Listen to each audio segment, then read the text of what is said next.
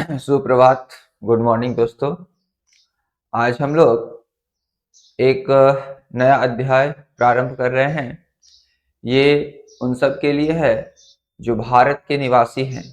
भारत में रहने वाले सभी निवासी के लिए यह जो वीडियो बनाया गया है, भारत के उन सभी लोगों के लिए जो भारत के नियमों को, भारत के संविधानों को जानना चाहते हैं। भारत के संविधान जो है वो भारत के संविधान के बारे में इस पूरे चैप्टर में आपको समझाएंगे कि भारत का संविधान कब बना, कैसे बना, संविधान में क्या क्या है। ये पूरा सीरीज जो आपका रहेगा, एक पूरा आपको प्लेलिस्ट प्रोवाइड किया जाएगा। उस पूरे प्लेलिस्ट में आपको भारत के संविधान से संबंधित सब कुछ बताए जाएंगे। आपको एक ही वीडियो में एक ऐसा वीडियो बनाया जाएगा जिसमें आप पूरे एक से लेकर के पूरे 1 से लेकर के जो मूल संविधान में 395 आर्टिकल्स हैं, टोटल शेड्यूल्स, ये सब कुछ आप पढ़ पाएंगे। अभी वर्तमान में ये तो ओरिजिनल में है और प्रेजेंट में 470 आर्टिकल्स हैं। इस 470 आर्टिकल्स के बारे में बहुत जल्द आपको मिलेगा इसी प्लेलिस्ट में। तो इसको अच्छे से देखिएगा। एकदम जीरो जीरो जिनको संविधान के बारे में कुछ भी पता नहीं, इंडियन कॉन्स्टिट्यूशन के बारे में कुछ भी पता नहीं, उनके लिए भी ये वीडियो लाभकारी है। एकदम जीरो से स्टार्ट कर रहे हैं। इस वीडियो को बनाने का मकसद यही है कि हमारे भारत के नागरिक कॉन्स्टिट्यूशन को समझे, जाने और उसका अध्ययन करके अपने अधिकारों को समझे। तो हम लोग इस वीडियो को प्रारंभ करेंगे, इस सीरीज को स्टार्ट करेंगे। आज आपको केवल हम भारत का कुछ परिचय देंगे इस वीडियो में। परिचय देने के बाद उसके शेड्यूल्स यानी उसका जो अनुसूची है, उनके जो भाग हैं, उनके बारे में आपको बताएंगे। और इसके बाद फिर आर्टिकल 1 से लेकर 1, 2, 3, 4 ऐसे करते हुए पूरे तमाम जितने आर्टिकल्स हैं, वर्तमान मूल में हो गए 395 और वर्तमान में जो है वो आपके 470 प्लस जो आर्टिकल्स हैं, इन सब के बारे में बताएंगे। चलिए तो स्टार्ट करते हैं। तो इस में आपको पढ़ना क्या है, देख ही रहा होगा। हेडिंग दिया हुआ है overview of the constitution, Indian constitution, भारतीय संविधान का अवलोकन। भारतीय संविधान का अवलोकन का मतलब उसके बारे में ओवरव्यू देखना। इसका परिचय देख लेते हैं क्या है। इंट्रोडक्शन, परिचय। हाँ, एक बात और बोल दे, इस वीडियो में हम हिंदी और इंग्लिश दोनों को लिखे हैं, लेकिन आपको जो प्रयास करेंगे, ये वीडियो लंबा ना हो हिंदी इंग्लिश के को लेकर के, इसलिए हम प्रयास करेंगे कि इसको इंग्लिश बना दे, इंग्लिश बना करके पढ़ाएंगे। तो इंग्लिश जिनको समझ आता है उनके लिए भी लाभकारी, जिनको हिंदी आता है उनके लिए, दोनों के लिए ये आपको प्रोवाइड किए गए। देखिए, भारत का संविधान देश का सर्वोच्च कानून है। देश का सबसे ऊंचा कानून जो है वो कौन है? भारत का संविधान। यानी इस संविधान के ऊपर कोई भी नहीं है, नथिंग। इस संविधान की पुस्तक के ऊपर कोई भी नहीं है, यहां तक कि प्रेसिडेंट भी नहीं, पीएम भी नहीं, और यहां तक कि कोई कहा जाए भारत के नागरिक भी नहीं। इस कॉन्स्टिट्यूशन के ऊपर कोई भी नहीं है, ना ही न्यायाधीश। न्यायाधीश भी कानून के अंदर यानी संविधान के दायरे के अंदर आते हैं भारत देश में। यह शासन की मूल संरचना, शासन किस प्रकार की होगी? शासन की मूल संरचना प्रदान करती है। किस प्रकार के शासन व्यवस्था चलेंगे, ये जो है संविधान, जो है संविधान की जो पुस्तक है संविधान, वह जो है क्या करता है? प्रस्तुत करता है। आपको हम बेसिक तोड़कर नहीं बताएं संविधान का मतलब। संविधान का मतलब क्या होता है? संविधान, संविधान मतलब समान नियम, सम नियम, समान नियम। किसके लिए? सबके लिए समान नियम। आगे बोले देखेंगे, तथा विभिन्न संस्थाओं की शक्तियों और कर्तव्यों को निर्धारित करता है। विभिन्न संस्थाएं, विभिन्न संस्थाएं मतलब सभी संस्थाएं, या वो कार्यपालिका हो, या वो विधायिका हो, या वो न्यायपालिका हो, इसके अलावे जितने एनजीओस हैं, इसके अलावा इस तमाम नागरिकों की संस्थाएं हैं, इन सब को क्या प्रदान करती हैं? शक्तियां प्रदान करती है। और दूसरा, उनके क्या कर्तव्य हैं? वो कर्तव्य भी निर्धारित करती है। तो संविधान क्या है? पहला जो होगा, संविधान देश का सर्वोच्च कानून है, देश का सबसे ऊंचा कानून है। और यह शासन की मूल संरचना, शासन किस प्रकार से चलेगा उसकी संरचना तैयार करता है, उसकी संरचना बनाता है, प्रदान करता है, तथा विभिन्न संस्थाओं को शक्तियां और कर्तव्य निर्धारित करता है। यह सभी नागरिकों के लिए केवल संस्थाओं को शक्तियां और कर्तव्य नहीं बताता, सभी नागरिकों के लिए न्याय, स्वतंत्रता, समानता और बंधुत्व, न्याय, स्वतंत्रता, समानता और बंधुत्व, इसकी भावना को भी क्या करता है? ध्यान में रखता है, सुनिश्चित करता है। क्या सुनिश्चित करता है? न्याय, स्वतंत्रता, समानता, बंधुता सुनिश्चित करता है। कौन? संविधान। तो संविधान का परिचय देखिए, संविधान क्या करता है? संविधान देश का सर्वोच्च कानून है। The constitution of India is the supreme law, supreme law है। कहां का? ऑफ द देश, of the country. It provides fundamental framework for governance, governance के लिए क्या करता है? फ्रेमवर्क रेडी करता है। And define the structure, power and duties of the various institutes,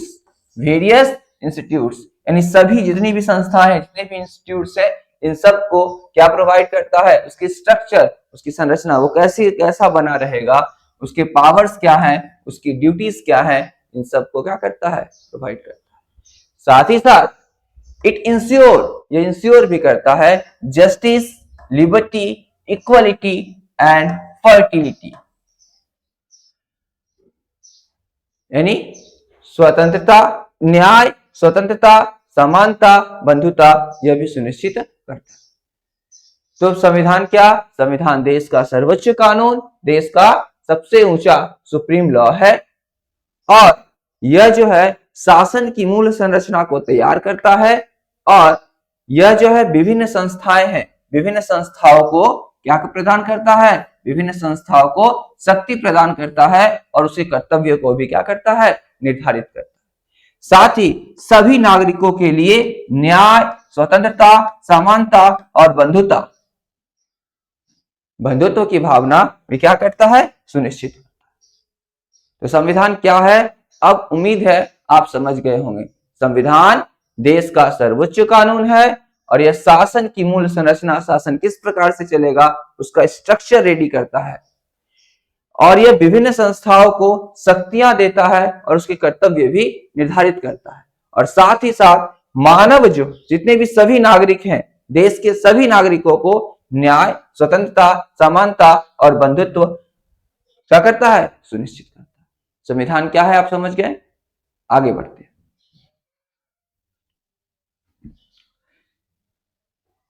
इसे 26 नवंबर 1949 को अंगीकृत किया गया। अंगीकृत किया गया मतलब इसे प्रॉपर तरीके से रेडी कर लिया गया। कौन सा डेट था वो? 26 नवंबर 1949, 26 नवंबर। इट वाज अडॉप्टेड ऑन 26 नवंबर 1949 को इसे अडॉप्ट कर लिया। लेकिन 26 जनवरी 1950 को, 26 जनवरी 1950 को इसे क्या किया गया? लागू किया गया। इसे केम इनटू फोर्स ऑन 26 जनवरी 1950 लागू किया गया। यानी भारतीय संविधान जो लिखने का पूरा साइंस का जितने भी हमारे संविधान निर्माता थे, उन्होंने इसे रेडी कब कर लिया? तो रेडी करने का डेट है 26 नवंबर 1949 को सब कुछ रेडी हो गया, कॉन्स्टिट्यूशन बनकर। लेकिन इसे पास कब किया गया? इसे लागू कब किया गया? 26 जनवरी 1950 को लागू किया गया। और जिसे भारत में गणतंत्र दिवस के रूप में मनाते हैं, यानी उस दिन ही भारत क्या हो गया? गणतंत्र हो गया। भारत गणतंत्र हो गया। गणतंत्र का तात्पर्य क्या है? खुद का कानून बनाकर खुद क्या करना? रूल यानी शासन करना। गणतंत्र बन गया यानी खुद का अपना देश का संविधान हो गया, खुद भारतीयों के द्वारा लिखा हुआ संविधान हो गया। अंग्रेजों के संविधान से क्या हो गया? मुक्ति मिल गई। और भारत खुद का संविधान लिख करके खुद अपने शासक को क्या करने लगा, शासन अपने लोगों मतलब जनता खुद चुन करके अपनी सरकार बनाई और अपने द्वारा बनाए गए कानून के हिसाब से देश को क्या किया गया, आगे बढ़ाया। तो संविधान लागू कब हुआ, 26 जनवरी 1950 को। इस दिन हम लोग गणतंत्र दिवस के रूप में मनाते। अगला question, a date celebrate as republic day in India, republic day के रूप में मनाते इंडिया। अच्छा, इंडिया का पूरा नाम, इंडिया क्या है, ए रिपब्लिक कंट्री। आगे बढ़ते,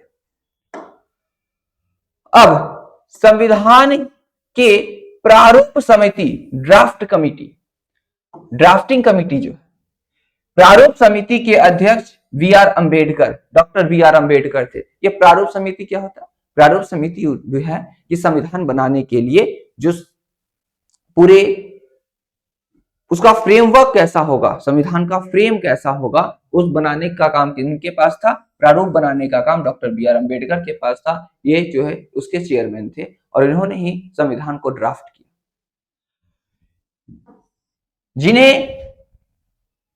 जिन्होंने उनके महत्वपूर्ण योगदान के कारण संविधान का मुख्य शिल्पकार माना जाता है।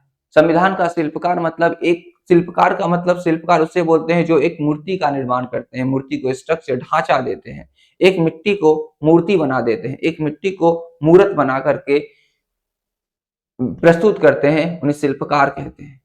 वैसे ही एक अच्छे से फ्रेम, अच्छा सा क्या किए, फ्रेम की तरह संविधान, फ्रेम में संविधान को क्या किए, सजा दिए। और सजाने का काम कौन सी कमेटी ने किया, प्रारूप समिति ने किया। और प्रारूप समिति के जो अध्यक्ष थे वो कौन थे, बी आर अंबेडकर। इसलिए इन्हें संविधान निर्माता, इन्हें संविधान निर्माता या संविधान के मुख्य शिल्पकार के रूप में जाने जाते हैं। कौन, बी आर अंबेडकर। इसके अलावे और भी संविधान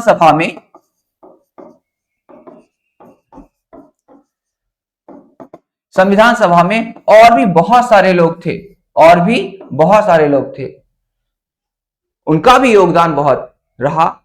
लेकिन अध्यक्षता किनके हाथ में था, बी आर अंबेडकर के हाथ में। तो बी आर अंबेडकर जी को शिल्पकार कहा जाता है। ये संविधान निर्माण में बी आर अंबेडकर का बहुत महत्वपूर्ण योगदान है। साथ ही उन सब का भी योगदान है जिन्होंने बी आर अंबेडकर जी को सहायता किया और संविधान को पूरे लिखने में क्या किए, मदद की, संविधान को रचने में मदद की, लिखने में नहीं, रचने में।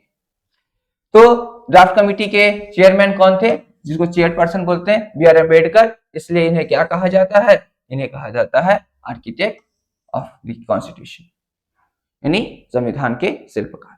आगे बढ़ते हैं।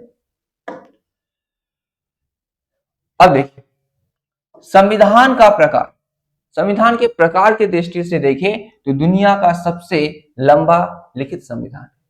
भारत का संविधान कैसा है, पूरी दुनिया का, पूरे जो हमारा पूरे विश्व है, इस पूरे दुनिया का सबसे लंबा लिखित संविधान है। सबसे लंबा और लिखा हुआ संविधान है, सब कुछ लिखे हुए फॉर्म में है और सबसे लंबा। टाइप बोला जाए तो ये longest written constitution of India world, पूरे वर्ल्ड में सबसे बड़ा क्या है, लॉन्गेस्ट है रिटन कॉन्स्टिट्यूशन। देखिए मूल संविधान यानी जो हमारा ओरिजिनल संविधान कॉन्स्टिट्यूशन लिखा गया, उस कॉन्स्टिट्यूशन में 1950 में जो पास हुआ था उसमें 22 भाग यानी 22 भाग थे, 395 अनुच्छेद और 8 अनुसूचियां थी। फिर से रिपीट कर रहे हैं, देखिए ओरिजिनल कॉन्स्टिट्यूशन में जो 26 जनवरी 1950 को पास हुआ था, उसमें 22 पार्ट्स में उसे बांटे गए थे। जैसे हम लोगों का चैप्टर होता है, चैप्टर क्या होते हैं, 1 2 3 4 5 ऐसे करते हुए 22 भाग में कॉन्स्टिट्यूशन को बांटा गया। और 22 भाग में जो आर्टिकल्स थे वो कितने हैं, 395 आर्टिकल्स थे। ये आर्टिकल्स क्या होते हैं, चैप्टर के बीच में जो हम लोगों का जो टॉपिक होता है उस टॉपिक को आर्टिकल्स बोलते हैं, जिसमें एक एक टॉपिक में एक एक बातें लिखी हुई है। और शेड्यूल्स का कहने का मतलब है कि शेड्यूल्स 2 या 3 चैप्टर्स को मिला करके एक शेड्यूल्स बनाया गया, इसमें ये, इसमें ये, इसमें ये। तो टोटल शेड्यूल्स कितने थे, 8 शेड्यूल्स थे। फिर से रिपीट कर रहे हैं कि जो मूल संविधान है जो 1950 में लागू हुआ, उसमें 22 भाग, 95 95 अनुच्छेद और 8 अनुसूचियां शामिल थी। साथ ही वर्तमान में अभी 2026 अभी 25 भाग हो गए हैं। कितने भाग हुए हैं? 25। यानी इस दोनों में डिफरेंस कितने का? 3 प्लस हुए हैं। जहां 22 भाग थे वहां देखिए प्रेसिडेंट, जहां पर 22 भाग थे वहां कितने भाग हो गए? 25 भाग हो गए हैं। और जहां अनुच्छेद कितने 395 थे वहां 470 प्लस अनुच्छेद हो गया। 470 प्लस अनुच्छेद हो गया। 470 अनुच्छेद भी हम लोग पढ़ेंगे, आप भी सीख जाएंगे कुछ ही दिन में। और जहां 8 शेड्यूल्स यानी 8 अनुसूचियां थी वहां पर वर्तमान में 12 अनुसूचियां हैं। वर्तमान में 12 अनुसूचियां हैं। यदि आपसे कोई बोले मूल संविधान में कितने भाग, कितनी अनुसूचियां और कितने अनुच्छेद, तो क्या बोलेंगे? मूल संविधान में, इसको एक बार इरेज कर दें,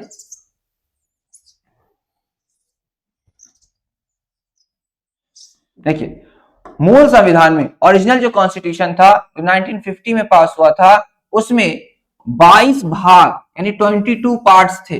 22 भाग थे, 22 पार्ट्स।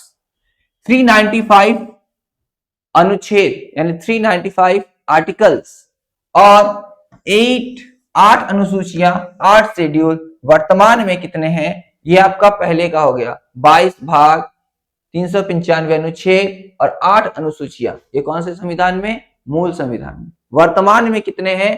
तो वर्तमान में जहां 22 भाग था वहां कितने भाग हो गए? 25 भाग यानी 25 पार्ट्स हो गए।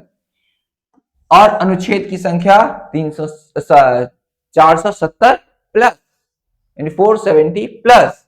और टोटल जो हमारा शेड्यूल्स है जहां 8 था वहां कितना हो गया? 12 शेड्यूल्स हो गए, यानी 4 और 3 का इंक्रीज है। उम्मीद करते हैं समझ रहे होंगे।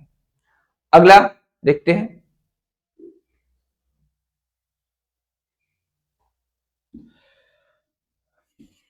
देखिए भारत का संविधान में प्रारंभ में 8 अनुसूचियां थी, जो भी पहले बता दिए 8 अनुसूचियां थी, जिसमें प्रशासनिक और संवैधानिक विषयों का विस्तार वर्णन दिया गया था।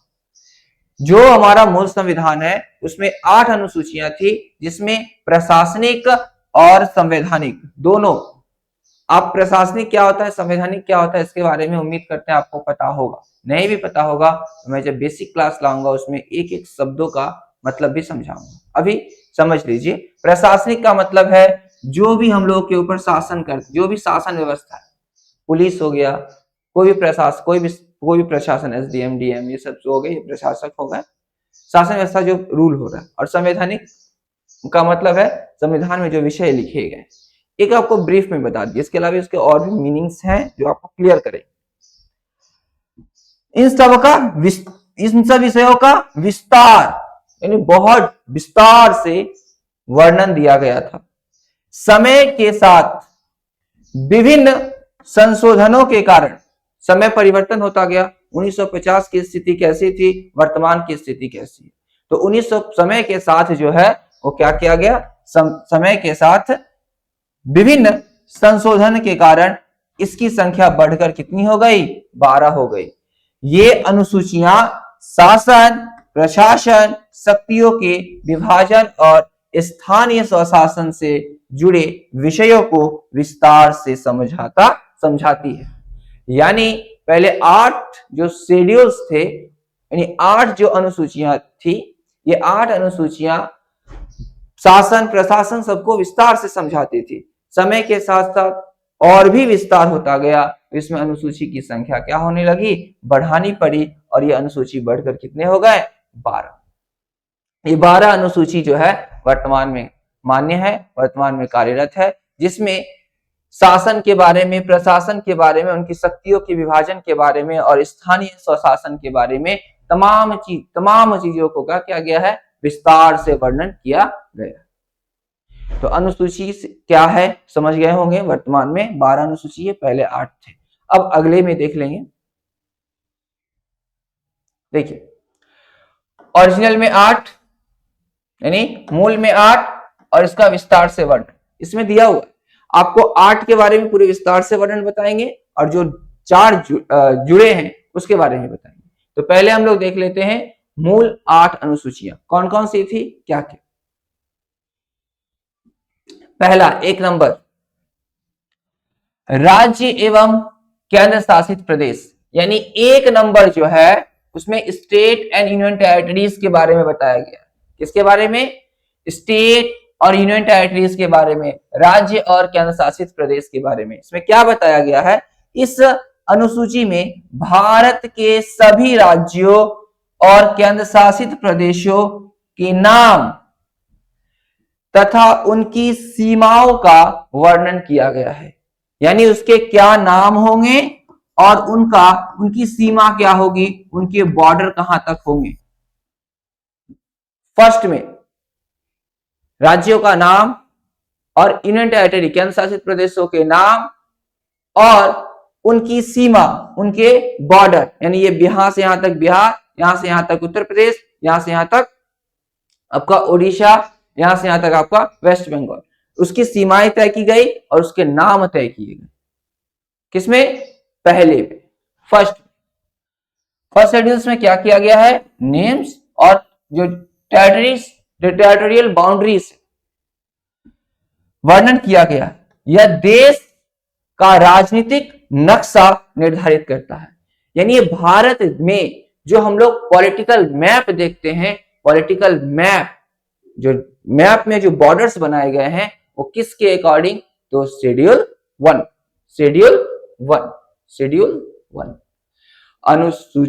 1 अनुसूची 1 में भारत का पॉलिटिकल मैप क्रिएट होता है। कैसा क्रिएट होगा, किसका बॉर्डर कहां से कहां तक रहेगा, वो इसमें लिखा होगा। समझ आया होगा? अनुसूची 1 में क्या है? अनुसूची 1 में है भारत के सभी राज्यों के बारे में और केंद्र शासित प्रदेश के नाम तथा उनकी सीमाओं का वर्णन किया। कोई दिक्कत? आगे बढ़ते। States and union territory, all state and union territories जितने भी हैं सबके नेम्स एंड उसके टेरिटोरियल बाउंड्रीज को क्लियर किया गया और इसी के अनुसार क्या होता है? It defines the political map of the India. Political map India का यानी राजनीतिक जो मैप बनता है वो इसी शेड्यूल्स के अकॉर्डिंग होता है। तो पहला शेड्यूल्स हो गया। दूसरा शेड्यूल्स देखेंगे, सैलरीज एंड द अलाउंस, यानी वेतन एवं भत्ते। इसमें 2 पढ़ रहे हैं, शेड्यूल्स 2। इसमें राष्ट्रपति, राज्यपाल, न्यायाधीश और नियंत्रक एवं महालेखा परीक्षक, पूरा कर दे रहे हैं, नियंत्रक एवं महालेखा परीक्षक जैसे संवैधानिक पदाधिकारियों के वेतन, भत्ते और विशेषाधिकारों का वर्णन दिया गया। इन सब के बारे में आपको पता होगा प्रेसिडेंट कौन है।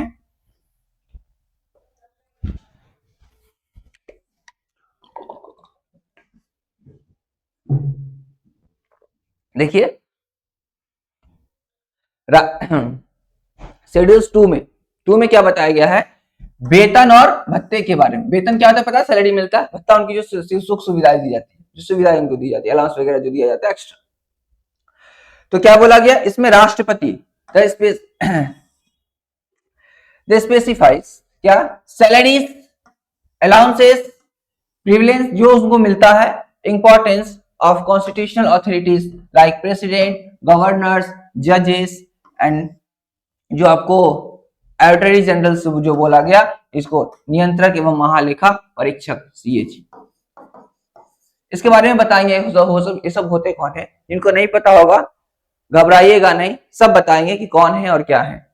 राष्ट्रपति के बारे में आप सब जानते होंगे, राज्यपाल के बारे में भी जानते होंगे। राष्ट्रपति राष्ट्र के एक होते हैं, राज्यपाल हर एक राज्य में होते हैं, जितने भी राज्य हैं। न्यायाधीश एक सुप्रीम कोर्ट के हो गए। इसके अलावा महालेखा परीक्षक जो संवैधानिक पद पर बैठे हुए हैं, जो बड़े पद पर बैठे हुए हैं, इन सब के वेतन और भत्ते को लेकर के, उनको कितने वेतन दिए जाएंगे, कितने भत्ते दिए जाएंगे, इन सब को लेकर के क्या है इसमें लिखा गया है। यानी शेड्यूल 2। शेड्यूल 1 में क्या था? राज्यों का नाम और उसकी सीमाएं, जिससे पॉलिटिकल मैप बनता है, राजनीतिक मैप बनता है। दूसरा शेड्यूल में वेतन और भत्ते। वेतन और भत्ते, किसका वेतन भत्ते? वेतन और भत्ते जो ऊंचे पदाधिकारी बैठे हुए हैं, जिसमें राष्ट्रपति, राज्यपाल, न्यायाधीश, नियंत्रक एवं लेखा परीक्षक और जो संवैधानिक पद पर बैठे हुए हैं, उनके वेतन और भत्ते जो है उसको निर्धारित किया गया। समझ में आया? तो दूसरा शेड्यूल हो गया। तीसरा देखेंगे, ओथ शपथ एवं प्रतिज्ञा, एफर्मेशंस। इस अनुसूची में मंत्रियों, न्यायाधीशों और अन्य अधिकारियों द्वारा पद ग्रहण करते समय ली जाने वाली शपथ प्रतिज्ञा के प्रारूप दिए गए। यानी कोई भी संवैधानिक पद पर बैठ रहे हैं, उनको शपथ लेना पड़ेगा। क्या लेना पड़ेगा? शपथ और प्रतिज्ञा लेना पड़ेगा। वो शेड्यूल किसमें लिखा हुआ है? शेड्यूल 3। शेड्यूल 3, शेड्यूल 3 में 3 में लिखा हुआ है। क्या लिखा हुआ है? जितनी भी, इंग्लिश आपको समझ में आ रहा होगा इसलिए एक्सप्लेन नहीं कर रहे, वीडियो का जो ड्यूरेशन समय होगा वो बहुत ज्यादा लंबा हो जाएगा। इस अनुसूची में मंत्रियों, न्यायाधीशों और अन्य अधिकारियों द्वारा पद ग्रहण करते समय ली जाने वाली शपथ एवं प्रतिज्ञा का प्रारूप दिया गया है। जितने भी मिनिस्टर्स हैं, जितने भी जजेस हैं एंड अदर ऑफिसर्स हैं, उन सब को क्या किया गया है? उन सब को ओथ्स एंड अफर्मेशंस, यानी उन सब के शपथ और प्रतिज्ञा को लेकर के इसमें लिखी गई है। किस कौन से शेड्यूल्स में? शेड्यूल 3। शेड्यूल 4 देखते हैं। इसमें राज्यसभा के सीटों का वितरण, अलॉट करना, किसको? राज्यसभा के सीट को। यह विभिन्न राज्यों और केंद्र शासित प्रदेशों को राज्यसभा में उनकी संख्या के आधार पर सीटों के वितरण से संबंधित है। समझ में आया? राज्यसभा में जो सीट होते हैं वर्तमान में 245, 250 रिजर्व ये है, लेकिन 245 जो सीट है ये हर एक राज्य और हर एक केंद्र शासित प्रदेश से है। तो किस जगह से कितने सीट होंगे, किनको किस प्रकार से अलॉट होगा, ये सब कौन डिसाइड करेगा? किस आधार पर होगा, वो कहां लिखा हुआ है? ये सभी लिखे हुए हैं शेड्यूल 4। शेड्यूल 4 में राज्यसभा के सीटों का वितरण। वर्तमान में नीतीश कुमार चाचा जी कहां गए? राज्यसभा, मुख्यमंत्री के पद को छोड़ करके गए ना। तो राज्य बिहार से कितने सीट जाएगा, ये जो है कहां लिखा हुआ है? ये लिखा हुआ है शेड्यूल 4। शेड्यूल 4। आगे बढ़ते 5, एडमिनिस्ट्रेटर का शेड्यूल्स, यानी अनुसूचित क्षेत्रों का प्रशासन। अनुसूचित क्षेत्रों का प्रशासन।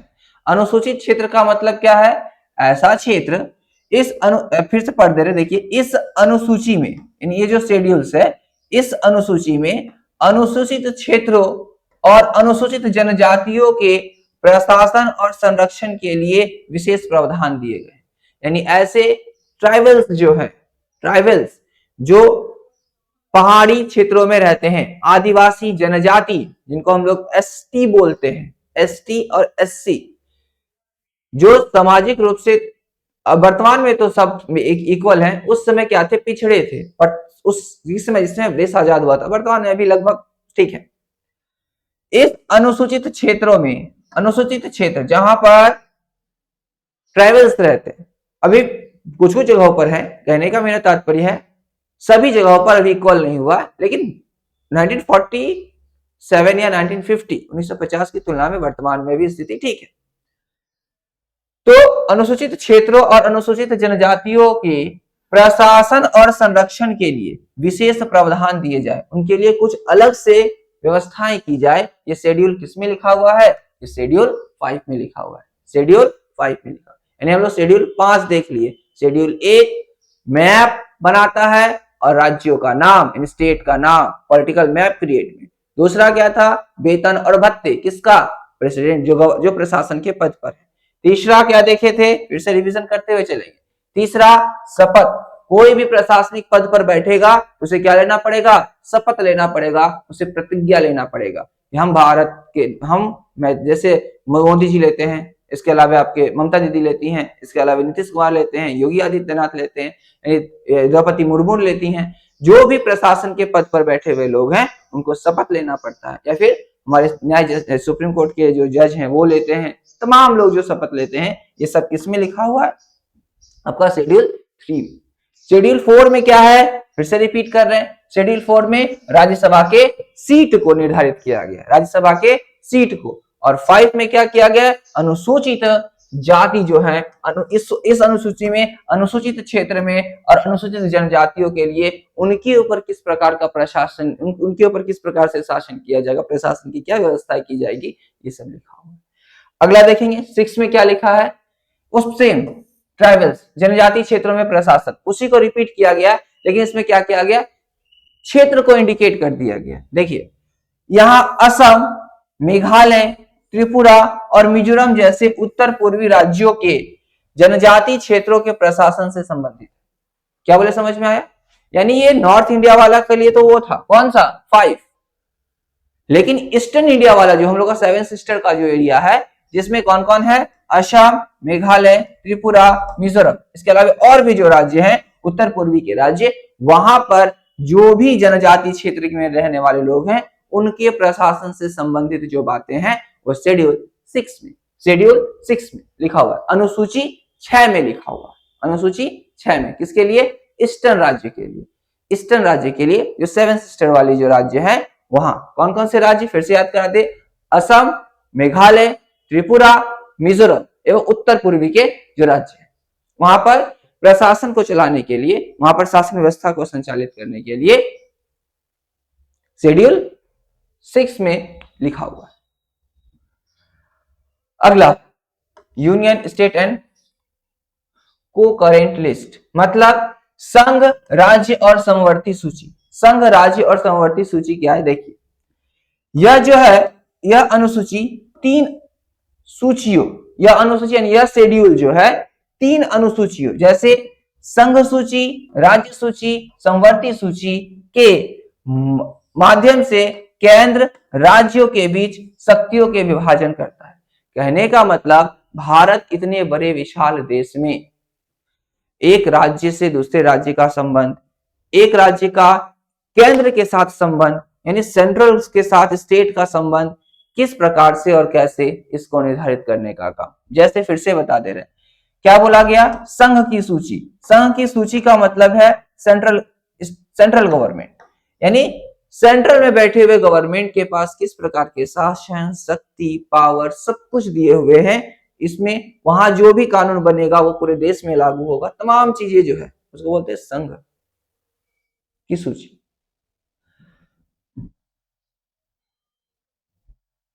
थोड़ा समझ के। राज्य की सूची, हर एक स्टेट, और समवर्ती सूची, ऐसा सूची जो मिला जुला। आगे बढ़ते, इनमें क्या किया गया? केंद्र और राज्यों के बीच शक्तियों का विभाजन। केंद्र के पास क्या पावर है, राज्य के पास क्या पावर है, इसको क्या किया गया? अलग किया। तो फिर से रिपीट कर रहे हैं, फिर से रिपीट कर रहे हैं, देखिए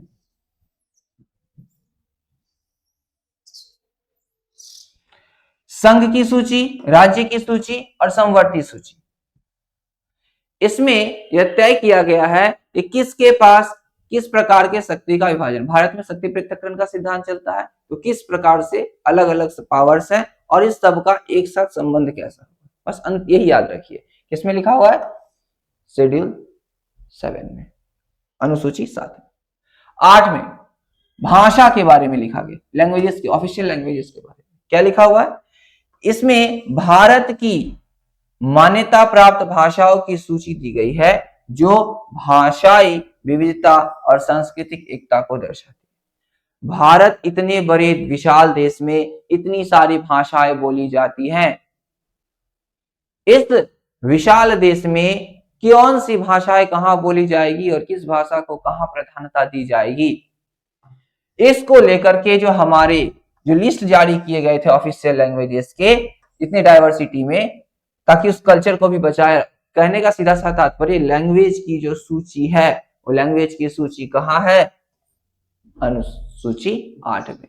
यानी भारत में जितनी भी भाषा है, सभी भाषाओं का सम्मान हमारे संविधान निर्माता द्वारा किया गया और हमें भी करना चाहिए। तमाम भाषा, या वो उत्तर की भाषा हो, या वो दक्षिण की भाषा हो, या वो पूर्व की भाषा हो, या वो पश्चिम की भाषा। आप गुजराती हैं तो गुजरात का सम्मान, यदि आप बिहारी हैं तो बिहार की भाषा का सम्मान, यदि आप तमिलनाडु से हैं तो कन्नड़ मलयालम जो भाषाएं बोली जाती है उनका सम्मान। इसके अलावा आप हरियाणा है तो हरियाणवी भाषा का सम्मान, या आप जम्मू कश्मीर में है वहां की जो भाषा है वहां का सम्मान। यानी तमाम भाषाओं का जो है सम्मान, और तमाम भाषाओं को इसमें क्या किया गया? संकलित किया गया हमारे भारतीय संविधान निर्माताओं के। तो ऑफिशियल लैंग्वेजेस जो है, इसमें जो लिस्ट प्रोवाइड किए गए हैं वो किसमें है? 8 में। अगला क्वेश्चन देखेंगे, सॉरी क्वेश्चन बोल रहे हैं, अगले शेड्यूल्स। यानी हम लोग के ऊपर जो है, जैसे मानिए सेम एबव 1 से 8 तक जो हम लोग का जो मूल संविधान जो बना था उसमें 8 ही थे। वर्तमान में कितने जुड़े हैं? 4। तो 4 को हम लोग देखेंगे। फर्स्ट में 8 शेड्यूल्स रिमेन लार्जली, जैसे आपको था बता दिए, लेकिन समय समय पर क्या हो गया? पहले 8 अनुसूचियां मूल रूप से वही है, 8 मूल सूचियां वही है जो है, वही, कोई परिवर्तन उसमें नहीं हुआ। लेकिन समय के साथ साथ उसमें क्या हुआ है? संशोधन किए गए, समय के साथ साथ उसमें थोड़े चेंजेस किए गए और 4 ऐड हुए। क्या देख लेंगे? 9 क्या किया गया है? न्यायिक समीक्षा से संरक्षण, यानी प्रोटेक्शन फ्रॉम जुडिशियल रिव्यू। यानी इस अनुसूची को कुछ नियम वगैरह जो थे, जो कानून बनाया गया था, उसमें विशेष करके भूमि सुधार से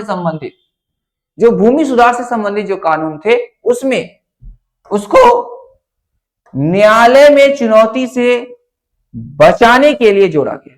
यानी कोई भी जमीनी विवाद है, उस जमीनी विवाद में प्रयास किया जा रहा है कि वह जो है कोर्ट तक ना पहुंचे, वो एक अलग डिपार्टमेंट बनाकर जमीनी विवाद जो है वही निपटारा हो जाए, ऐसी कुछ व्यवस्थाएं की जाए। वो किसमें जोड़ा गया है? 9 में। यानी जुडिशियली रिव्यू के लिए। कोई दिक्कत समझ में आ रहा होगा, उम्मीद करते हैं। और आपको जहां जिस भी टॉपिक में डाउट हो, समझ ना आए, आप बेझिझक कमेंट कीजिएगा। ये तमाम ऐसे स्टूडेंट्स के लिए हैं जो कुछ भी नहीं जानते। ये केवल स्टूडेंट्स के लिए नहीं है, तमाम नागरिक के लिए है, तमाम भारतवासी के लिए है। इसके साथ साथ विश्व के सभी लोगों के लिए है जो भारत के संविधान को जानना चाहते हैं। भारत के संविधान को जानने के लिए यदि उनको इंग्लिश ऊपर, इसलिए उसमें इंग्लिश दिया हुआ है और हम हिंदी में बोल रहे हैं कि तमाम भारत के जितने भी लोग हैं, ऑफिशियल लैंग्वेज है और कहीं के भी लोग हैं, उसको आराम से वो पढ़ सकते हैं, अच्छे से समझ सकते हैं। इसलिए दोनों, इंग्लिश और हिंदी दोनों को हमने यहाँ पर महत्व दिया। तमाम विश्व के लोग यदि भारतीय संविधान को जानना चाहते हैं, इस सीरीज से वो समझ सकते हैं, जान सकते हैं। मैं बहुत बारीक से इसको समझाऊंगा। आगे इस अनुसूची को कुछ महत्वपूर्ण कानून थे, जिसमें से विशेषकर कौन से कानून? भूमि सुधार से संबंधित कानून को न्यायालय में चुनौती से बचने के लिए जोड़ा गया। मतलब न्यायालय में वो ना जाए और उसका निपटारा पहले ही हो जाए, ऐसा किया गया शेड्यूल 9। 10 में क्या है देखेंगे? एंटी डिफेंस लॉ, दल बदल विरोधी कानून। सबसे बड़ा समस्या था ये शासन व्यवस्था में, जो हमारे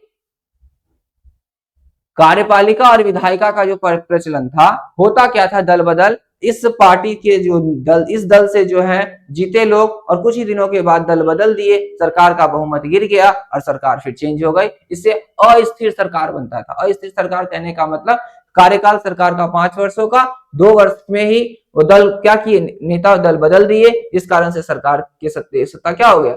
गिर गया। और सत्ता गिरने से सरकार विघटित हो गई, लोकसभा विघटित हो गई। तो लोकसभा के जैसे ही विघटन होने से फिर से नया से सृजन होगा, जिससे कोई भी विकास का कार्य जो है अच्छे से सुचारू रूप से नहीं चलेगा। कोई भी योजनाएं काम नहीं करेगी, क्योंकि बजट फिर बनेगा, तमाम मंत्री फिर से आएंगे, फिर से नए सिरे से काम शुरू होगा। तो इससे देश का विकास, यानी उन्नति नहीं होगा, उन्नति में समस्याएं होंगी। इसलिए यह जो है दल बदल विरोधी कानून लाया गया। किसमें? 10 में जोड़ा गया इसको। पहले 8 था, 9 में क्या जोड़ा गया? जमीनी विवाद, मुख्य रूप से कुछ में रिव्यू वगैरह ना हो। और जो 10 नंबर है वो क्या है? दल बदल विरोधी कानून। क्या है देखिए, इसमें निर्वाचित प्रतिनिधियों को दल बदलने से रोकने के प्रावधान है। यानी वो निर्वाचित हैं, वो चुनने लिए गए, अब वो दल बदलने से उनको रोका जाए। दल बदलने से रोकने का प्रावधान है जिसमें राजनीतिक स्थिरता बनी रहती है। उनको रोकने का प्रावधान है कि आप दल जो है नहीं बदल सकते। इसमें कुछ ऐसे प्रावधान लिखे। क्या प्रावधान है हम लोग पढ़ेंगे। इसमें केवल इतना लिखा है कि जो राजनेता जो कि प्रतिनिधि हैं, जो निर्वाचित प्रतिनिधि निर्वाचित होकर के गए हैं, वो जो है दल बदल लेना, जिससे राजनीतिक स्थिरता क्या हो? बनी रहे। किसमें जोड़ा गया? 10 में, शेड्यूल 10 यानी अनुसूची 10। अनुसूची 11 में क्या है देखेंगे, पंचायती राज। पंचायती राज्य के बारे में जोड़ा गया है। इस अनुसूची में ग्रामीण शासन व्यवस्था से जुड़े 29 विषय को शामिल किए गए। शामिल है यानी ग्रामीण शासन व्यवस्था, गांव की जो शासन व्यवस्था है ग्रामीण क्षेत्र की, जिसको हम लोग पंचायती राज्य बोलते हैं। ग्रामीण क्षेत्र जो है, ये तो लिखा है पंचायती राज्य, ग्रामीण क्षेत्र है। ग्रामीण क्षेत्र में जो शासन व्यवस्थाएं होंगी उससे रिलेटेड 29 विषयों को शामिल किया गया। किसमें? 11 में 29 विषय शामिल इसमें है, जो विकेंद्रीकरण और ग्रामीण स्तर पर लोकतंत्र को मजबूत करते हैं। यानी दिल्ली में बैठे हुए जो शासक हैं, दिल्ली में बैठे हैं और एक गांव तक पहुंचना चाहते हैं, गांव का विकास करना चाहते हैं, गांव में हर गांव के लोगों को हर एक सुख सुविधाएं देना चाहते हैं, तो वहां से यहां तक पहुंचने में असुविधा, समस्या, परेशानी, इसलिए इसको जोड़ा गया ताकि इस अनुसूची में ग्रामीण स्थान, गांव के जो स्थान है एकदम वहां के शासन में 29 विषय शामिल कर दिए गए, जिससे उसे विकेंद्रीकरण और ग्रामीण स्तर पर क्या किया जाए? लोकतंत्र को मजबूत किया जाए। गांव के लोग भी समझे नहीं हम भारत के निवासी हैं और हमें भारत के लिए कार्य, क्योंकि आपको पता ही है देश जो मजबूत है उसमें सबसे महत्वपूर्ण रोल किसके लिए? हमारे किसान। हमारे जो किसान हैं वे हैं तो हमारा देश मजबूत है। हमारा देश ही क्या, पूरा विश्व। यदि खेती नहीं होगा तो लोग खाएंगे क्या? आगे बढ़ते हैं। अगला 12 म्युनिसिपैलिटीज, नगर पालिका, यानी ग्राम पंचायत को लेके था, अब ये क्या हो गया? पंचायती राज्य को लेकर और ये नगर पालिका को लेकर। इस अनुसूची में शहरी स्थानीय निकायों से संबंधित 18 विषय जो शामिल किए, जो नगरों और शहरों के विकास और प्रशासन को सुनिश्चित करते हैं। यानी ग्रामीण विकास के लिए जोड़ा गया था वो था 11, फिर से रिपीट कर रहे हैं। पंचायती राज ग्रामीण के लिए, गांव के व्यवस्था को मजबूत करने के लिए, गांवों को विकास करने के लिए जोड़ा गया था। कितने विषय शामिल थे? 29। फिर से इसको इरेज कर दे रहे, लिखने में सुविधा होगा आपको। 29 और पंचायत म्युनिसिपैलिटी को यानी 18 सब्जेक्ट्स जो है वो इंक्लूड किए गए हैं अर्बन लोकल बॉडीज के लिए, जिससे सिटीज और टाउन का क्या हो? डेवलपमेंट हो। जिसमें इस शहरी स्थानीय निकाय से संबंधित 18 विषय जोड़े गए हैं जो नगरों और शासन के विकास और प्रशासन को सुनिश्चित करते हैं। यानी हम लोग क्या देखे? हम लोग देखे टोटल 12 शेड्यूल्स हम लोग देख लिए, एक से लेकर पूरे 12 शेड्यूल्स को हम लोग अच्छे से देख लिए। एक में रुक जाइए, मैं देखता हूं कुछ। हाँ, तो आपका आज का वीडियो यहीं रखेंगे। आपका 45 मिनट्स का हो गया है, लॉन्ग, बहुत ज्यादा ही लॉन्ग हो जाएगा। 45-50 मिनट्स का आपको करेंगे, इस वीडियो को अपलोड करेंगे ताकि आप अच्छे से समझ पाए, सीख करके। आज हम लोग क्या क्या पढ़े एक बार जस्ट रिवीजन कर लेते हैं।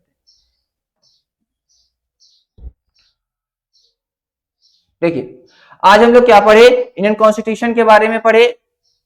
देखिए इंडियन कॉन्स्टिट्यूशन में क्या पढ़े? इंडियन कॉन्स्टिट्यूशन भारत का संविधान क्या है? देश का सर्वोच्च संविधान है। और यह जो है भारत की जो संरचना है उसको, भारत का जो शासन है उसकी संरचना को तैयार करता है और ये विभिन्न संस्थाओं को शक्ति और कर्तव्य निर्धारित करता है। साथ ही क्या करता है? सभी नागरिकों को न्याय, स्वतंत्रता और समानता और बंधुता सुनिश्चित करता है। दूसरा हम लोग देखिए कि संविधान कब अलंकृत हो गया, यानी 26 नवंबर 1949 को, यानी 26 नवंबर 1949 को हमारा संविधान बनकर रेडी हो गया था और 26 जनवरी 1950 को यह संविधान क्या हो गया? लागू हो गया और इस दिन हमारा देश गणतंत्र बन गया। अगला देखे थे ड्राफ्ट कमेटी यानी प्रारूप समिति के अध्यक्ष कौन थे? B R Ambedkar. और इन्होंने क्या किया? संविधान को एक रूप प्रदान किया, एक ड्राफ्ट रेडी किए, इसलिए इन्हें क्या कहा जाता है? संविधान का शिल्पकार कहा जाता है। तीसरा हम लोग इसमें देखे थे कि संविधान में कितने क्या भाग हैं। संविधान, हमारा भारतीय संविधान दुनिया का सबसे लंबा संविधान है, यानी the longest written constitution in the world, पूरे वर्ल्ड का सबसे बड़ा और लिखित संविधान है, लंबा और लिखित। इसमें कितने भाग हैं? मूल संविधान में कितने भाग हैं जो 1950 में पास हुआ था? 22 भाग और 395 अनुच्छेद है और 8 अनुसूचियां हैं ओरिजिनल में। लेकिन वर्तमान में 2026 में ये भाग कितने हो गए? 25 भाग हो गए और 470 अनुच्छेद हो गए और 12 अनुसूचियां हो गई। प्रेजेंट में 26 में 25 पार्ट्स हो गए और 470 अप्रोक्स आपके कितना है? 470 आर्टिकल्स एंड 12 शेड्यूल्स है। आगे हम लोग क्या किए? एक एक शेड्यूल्स पढ़ लिए, 8 थे, वर्तमान में 12 हो गए। जो है क्या हो गया? समय के साथ साथ क्या हो गया? उसमें जुड़ते चले गए। हम लोग एक एक करके 8 अनुसूचियां, पहला अनुसूची पढ़े थे कि राज्य और केंद्र शासन, राज्य और केंद्र दोनों का जो राज्यों का नाम और केंद्र शासित प्रदेशों का नाम और उसके बाउंड्री को तय किया गया। किसमें? पहला में। दूसरा में क्या किया गया? सैलरी और अलाउंस यानी वेतन और भत्ते किसके? जो भी संवैधानिक पद पर बैठे हुए उच्च पदाधिकारी हैं उनके वेतन और भत्ते को लेकर के क्या किया गया? बताया गया। अगला उनके शपथ और प्रतिज्ञा, जो उस प्रशासनिक पद पर बैठे हैं उनकी शपथ और प्रतिज्ञा की बात कही गई। 3 में 4 में क्या कहा गया? 4 में राज्यसभा सीट, हर एक राज्य से कितने और केंद्र शासित प्रदेश से कितने राज्यसभा के सीट होंगे, इसका निर्धारण जो है वो किया गया। किसमें? 4 में। 5 में क्या है? 5 में है हमारा अनुसूचित क्षेत्रों का प्रशासन। अनुसूचित क्षेत्र ऐसे क्षेत्र जो क्या है?